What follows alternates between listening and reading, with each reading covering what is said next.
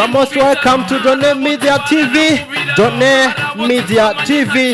When we done, we already begun. Iyo dusoje niho ibintu biba bigitangira. Iyo nta yindi ni DONNE Media TV. And I'm your man, SASA. DONNE. Murakaza neza muri Bariho Show.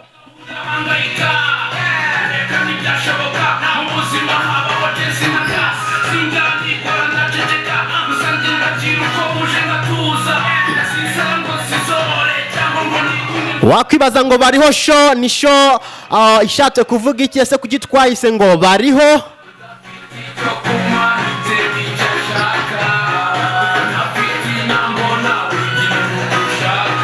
ni Bariho Show kubera ko ari show igaruka ku mateka ubuzima ndetse n'imibereho y'ibyamamare mu myidagaduro muri rusange ariko by'umwihariko mu muziki of course.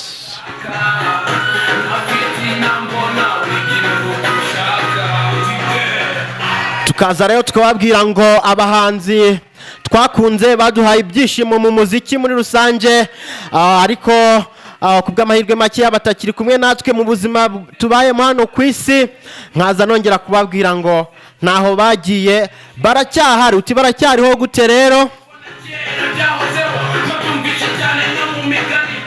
baracyariho binyuze mu muziki n'ibindi bikorwa bitandukanye bagiye bakora mu ruganda rw'imyidagaduro mugendeye kuri muziki muri kumva turi gukina aka kanya ndabiza aho uri hose wise uvuga ngo uwo muntu bari gukina ni wiyuzuriza aho ngaho nawe wamwumvishe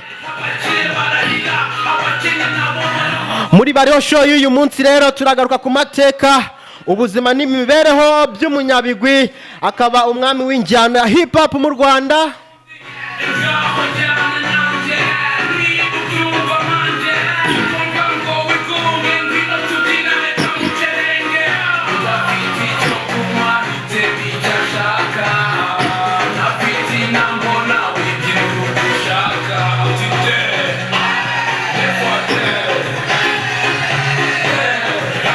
So ladies and gentlemen, let's put our hands together as we celebrate again the one and only living legend. Give it up for Tuyishime Joshua Kabaka Man J. Pori.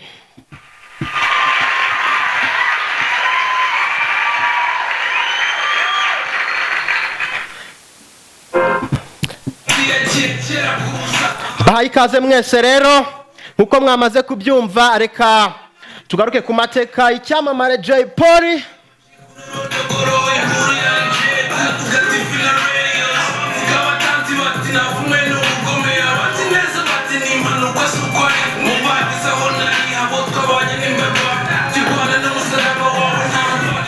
ubuzima bwa J. Pori imbere yuko tumenya rino zina mu ruganda rw'umuziki nyarwanda cyangwa se mu myidagaduro nyarwanda wakwibaza ngo nubuhe J. Pori ni umunyarwanda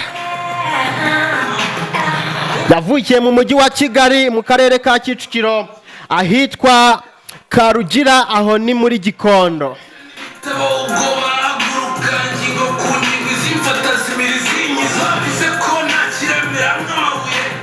Tuyishime Joshua cyangwa J. Pori yavutse ku itariki 5 z'ukwezi kwa karindwi umwaka w'1987 avuka ari umwana munini rwose utubutse w'inzobe ufite umusatsi w'irende amazina yiswe n'ababyeyi akaba ari Tuyishime Joshua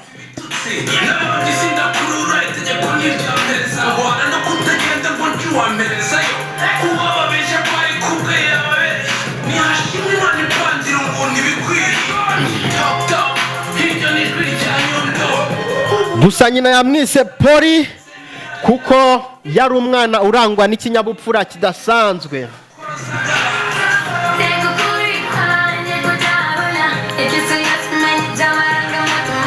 J. Pori yavutse ari umwana wa kabiri mu muryango w'abana batatu ise umubyara yitwa Nsabimana Pierre naho nyina umubyara yitwa Mukarubayiza Marianne.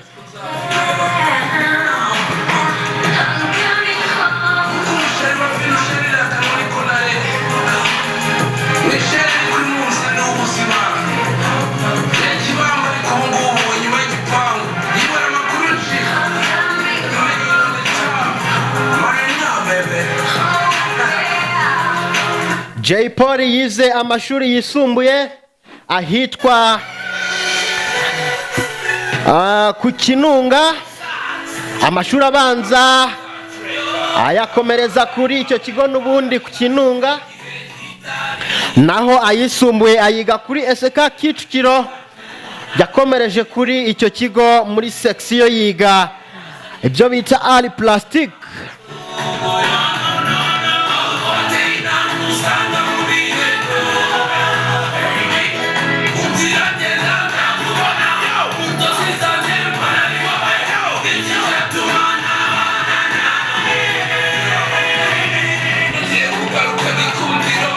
Ese Jay Polly cyangwa se Tuyishime Joshua yinjiye mu muziki gute?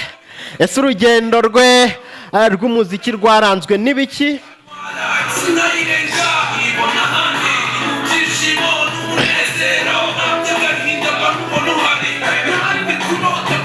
Mukuru wa Jay Polly yari umukunzi w'injyana ya hip hop cyane cyane, aho yakurikiraga cyangwa se yakundaga uwo muziki kuwukina cyangwa kureba kuri televiziyo yo mu rugo iwabo, of course, cyane ko yari umufana wa Tupac, Snoop Dogg, Dr. Dre n'abandi nka Ice Cube.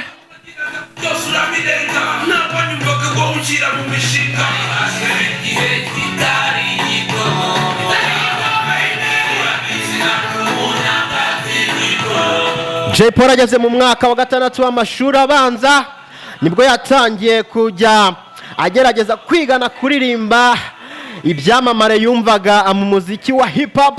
Mukuru we yakundaga kumvira mu rugo cyane. Mukuru we yatangaje ko bwa mbere amwumva yari ari muri douche, nuko yumva Jay Polly nk'umwana mutoya cyane ari kumanuka imirongo rwose ya hip hop, yumva arumiwe cyane, ibyo bintu biramutungura.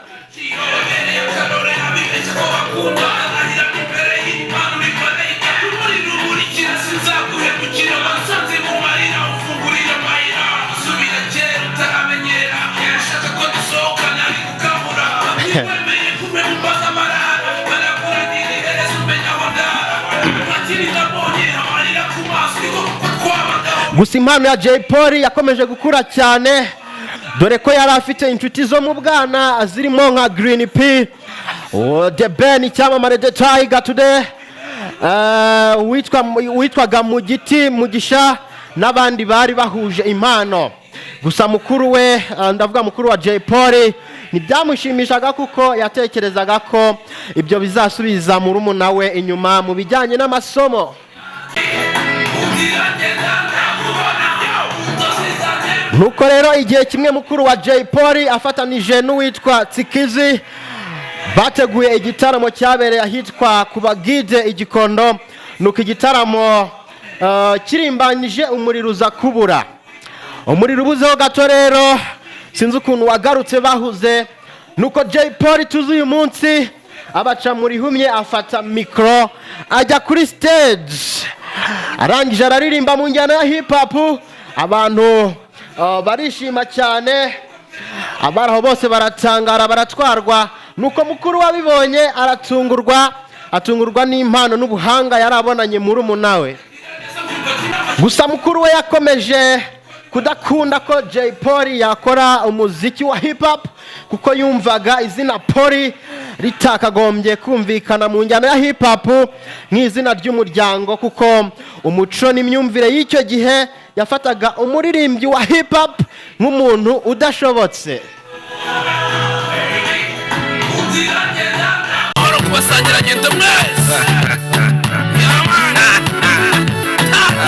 Umusaza washaje Junior, I see you. Iyi mpamvu rero yatumye mukuru we amuvana mu mujyi wa Kigali amujyana kure cyane muri quartier Jay Paul atarazi, noneho biza kumuviramo inspiration cyangwa se inspiration yo kwandika indirimbo yitwa Ndacyariho Ndahumeka. Iyi ndirimbo yaje kumenyekana cyane bituma mukuru wa Jay Paul abona ko atagishoboye kumuhagarika, cyane ko iyi ndirimbo uyumvise neza ukayitondera irimo amagambo asa naho abwira mukuru we mu buryo buri direct. Kuva ku Kagera kugeza na n'ubu avugira rubanda, uwo ni we nyirizina. Tugitangira iby'uyu muzika abacanege babibonaga nk'umukino, ku Kicukiro mu ivumbi rya Atari hakirirwaga urusimbi nge nkarota kazino muri iyi mihanda ya. Yes, of course, you are still live here on DONNE Media TV. Kandi ndagira nkubwire ngo turugaruka ku mateka y'icyamamare Jay Paul. Narimbo ahantu ntamenye, si nyuma y'igihe gitoya narimbohe ahantu ntamenye, bo ahantu ntamenye sindatabaruka ndacyahumeka. iyi ndirimbo rero niyo yitwa Ndacyariho, yakoze icyo gihe ubwo mukuru we yari yaramujyanye muri quartier atazi, asa n'umuhungisha umujyi kugira ngo areke ibintu byo gukora hip hop. Arangije muri urwo rwisho rero yari yaramujyanyemo, aramubwira ati ndacyariho ndahumeka nubwo narimbohe ahantu ntamenye. Tukemeza abanyafrika mpaka nibwota amasimbi, inzira ni ndende ku muhigi w'umuhanga, inzira gutata ronse bagakapu ku mugongo, gatinya gutigita n'amaguru iyo muri gubukarukiramo. Kuko byaje kugera ubwo umuziki wa hip hop Jay Paul yakoraga watangiye kubyazwa amafaranga, nuko mukuru we abona ko iyo njyana ari ikirombe gihishemo ubutunzi bukomeye bwari bumutunze ndetse bumutunganye na murumuna we. Igorofani hinduka indege, umitwa baye mutwara umwami ahindutse umwarimu, kwisi gatebe gatokira menge wibu umuhemu. Nuko bidatinze mu mwaka w'ibihumbi 2002 Jay Paul ari mu mwaka wa gatandatu w'amashuri abanza, yagiye muri groupe ibyina imbyino zigezweho yitwa Black Powers, aho yayimazemo umwaka. Mwane y'agahinda n'abantu siko n'abakizi neza muri muzika. Iki gihe ndimo cyo gukora izina cyo ku mihanda, buri muntu anyereka peace. Ndubatswe ariko sindenze mu biciro, ndi umuhasira muhanga byo kubana. Mu mwaka wa 2003 Jay Paul akigera muri SK yahuye n'inshuti ye yo mu bwana twagarutseho kare Green P. Nuko muri 2004 hamwe na Green P n'abandi batatu baza gukora itsinda baryita G5. Ibisage nk'ibya serasi yayo Gasabo nawe kigo twumuri muteje imbere rubanda, bitwavuga yuko n'abanyamahirwe bino mu Rwanda bwo kubukaro. Hamwe na ino tsinda rero bakoze indirimbo yabo ya mbere bayita Nakupenda, yari iri mu rurimi rw'igiswahili.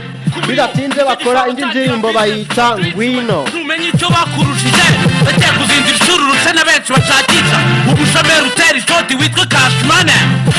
Nyuma yaho gato ya rero Jay Paul n'umuraperi Green P baje guhura n'umuproducer cyangwa se umugabo witwa Lick utunganya indirimbo. Nyuma yo kumva imiririmbire yabo, uyu mugabo Lick yabahuje n'umugabo bita Bulldog Buda jisho by'uruvu. Nawe twari tutaziranye, abo ngabo nibo baje kubyara itsinda rya Tuff Gang. Nyuma rino tsinda ryaje kwiyongeramo abaraperi nka Pifla ndetse na Fireman. kubivugwa Jay numwe nawe life isharira nk'umuravumba yayikuriyemo, ostu ishuri rya kera nawe yagizemo, rugira yamuhaye itaranongwa ryagure Sipiriyani na Makaveri bayingoni itiziminja muzazishorere paka mutanze, aho muzageza abazakomerezaho intero yo ni ya yindi, ubutumwa buracyatangwa basize umurage, ubyemere cyangwa ubyanjye ntasi yigeze iba. Aha nuko rero Jay Paul yaririmbaga yibanda ku mibereho y'ubuzima bwa muntu muri rusange, ndetse akibanda mu kuvugira abababaye binyuze mu bihangano bye.